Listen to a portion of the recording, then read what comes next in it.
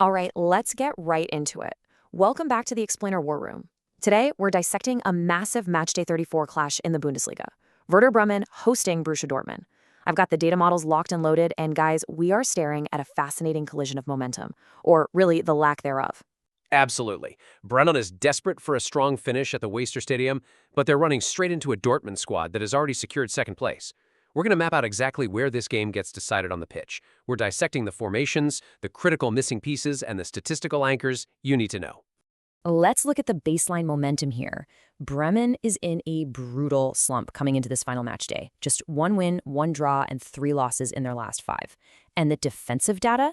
It's flashing red. They've leaked goals in 4 of those 5. Yeah, and then you look at Dortmund. Sure, their recent run is a bit mixed. 2 wins and 3 losses, but here's the kicker. The pressure is totally off. They clinched second after that wild 3-2 win over Frankfurt. Without that league pressure weighing them down, Dortmund's attacking ceiling is terrifying today. They can literally afford to play high-risk, expansive football. Moving right into Section 1, the tactical clash.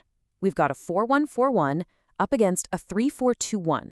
Heading to the chalkboard, we've got 2 completely different tactical philosophies colliding here. Right. Ole Werner has Bremen sitting in a defensive 4-1-4-1. The linchpin here is Sen Linen, who basically has to act as the lone shield for the back line. But Nur Sahin's Dortmund is rolling out a 3-4-2-1 structure, and that spells major trouble. Oh, the math is just brutal for Bremen. Linen is only one guy. He's going to be dealing with Julian Brandt and Samuel Inacio constantly dropping into the half spaces. The probability of those two finding pockets and completely breaking down that single pivot, it's sky high. And that perfectly illustrates Bremen's big tactical dilemma. They really have to rely on a compact mid-block, basically keeping their defensive and midfield lines super tight in the middle third to choke out space between the lines. They want to completely deny those central combinations between Brandt, Inacio, and Serhou Guirassy. But here's the thing. Dortmund's shape has a built-in counter. If Bremen sits deep and clogs the middle, Dortmund's wide players are just going to stretch them out.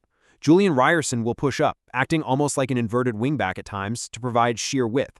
Those progressive carries from the second-line runners, those are the exact pressing triggers that will eventually pull Bremen's structure apart. On to Section 2, the missing links, specifically a severely broken right flank.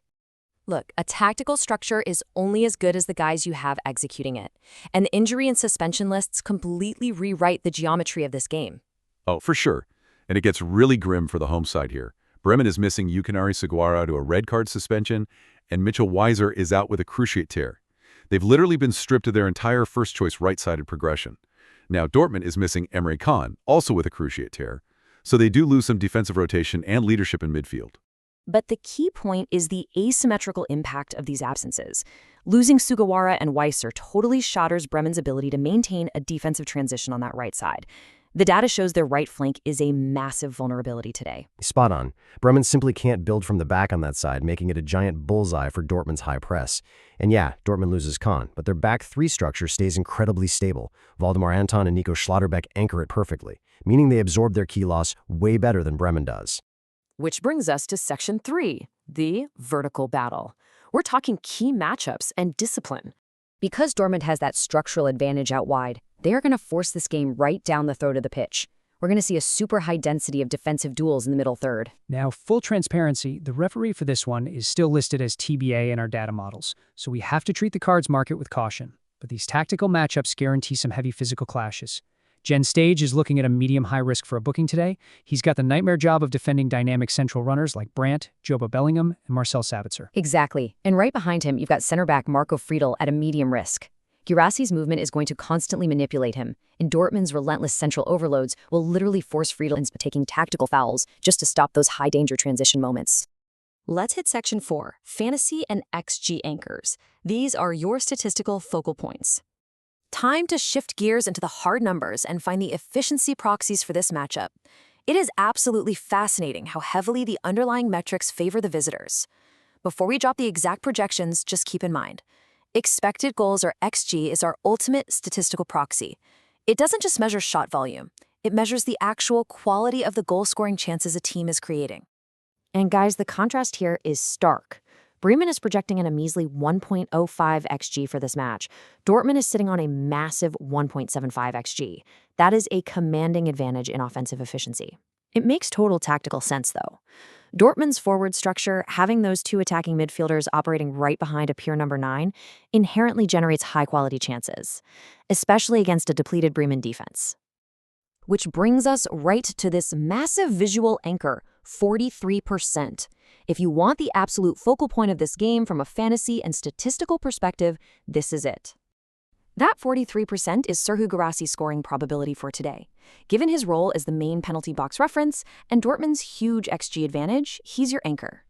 Don't sleep on the playmakers, though. Julian Brandt is sitting at a 22% probability to score, but his real value is that between-the-lines threat and his expected assists, or XA.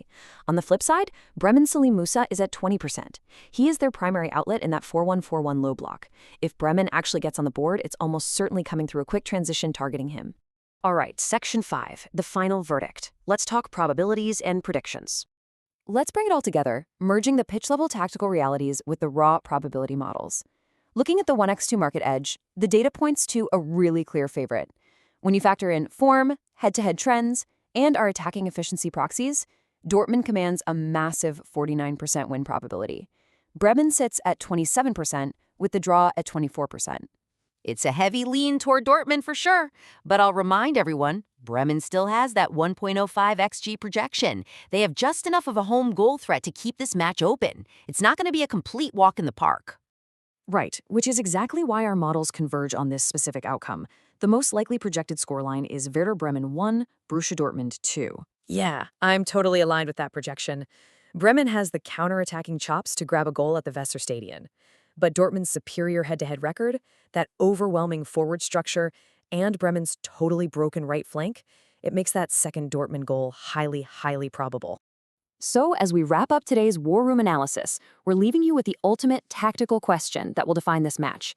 Can a depleted Werder Bremen side survive Dortmund's relentless central overloads? And can that lone pivot keep Serhou Guirassy away from high-value chances? Seriously, if Bremen's low block cracks under the pressure of those half-space runs, it is going to be a very long afternoon. Who cracks first, the desperate home side or the freewheeling visitors? Enjoy the match, everyone, and keep your eyes on that midfield battle.